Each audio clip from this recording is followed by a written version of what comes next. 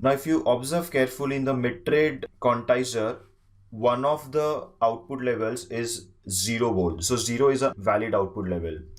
So let's say if we have a symmetric quantizer, that means we have equal number of levels for positive values, equal number of levels for negative values, and one mid level which represents 0 volts. The total number of levels will always be odd in nature. So mid-trade quantizer will result in odd numbered levels. That means 0 volts will be one level, and then you may have, let's say, 3 levels for positive values, 3 levels for negative values. So total there will be 7 number of levels. So if I use number of bits equal to 3, mid-trade represents number of level m equal to 7. So this goes with the formula that we had written as 2 raised to m minus 1.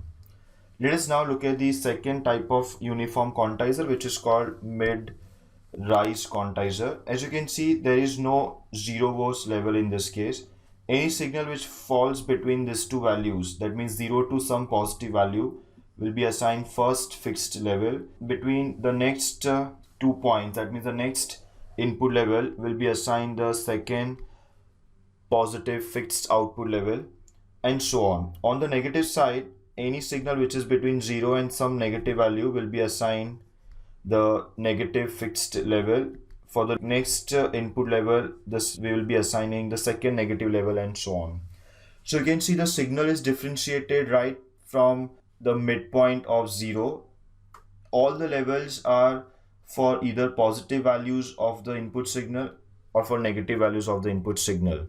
There is no input level defined which will be in the middle of the amplitude range. That means something which will contain positive as well as negative values. Hence, mid-rise type of quantizer will result always in even numbered levels. That is simply because you can see there is no mid level, there is no mid output level. You either have levels on the positive side or on the negative side. So let's say there are total 4 levels on positive side, then there will be 4 levels on the negative side for a symmetric quantizer, and hence with n equal to 3, the total number of levels will be 4, which goes with the formula of 2 raised to n. This should be 2 raised to n. 2 raised to n minus 1 gives you 7, and here 2 raised to n will give you total number of levels equal to 8.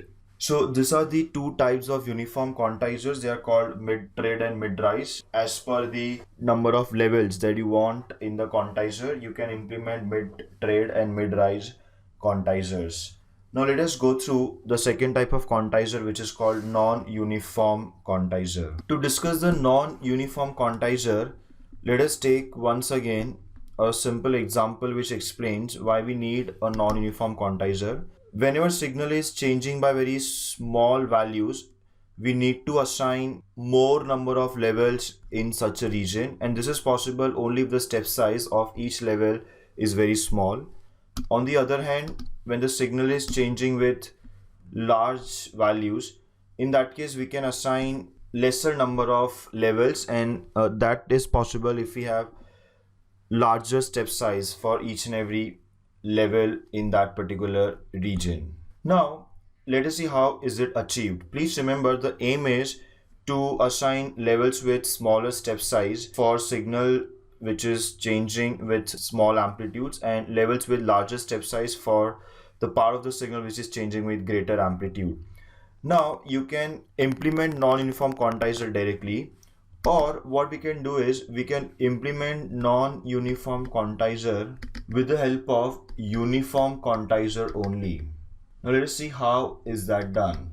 That means I'm going to have the step size of all the levels exactly same. Now this goes against the idea of non-uniform quantizer, but I can do that only if I've modified my original signal. Whenever the signal was changing with very small values, I will amplify the signal in that particular area. So the signal which was changing with the small values will now change with the large values. In the same case, when the signal was changing with very large values, we will compress that signal. So signal will now take the values which will change with very small amount.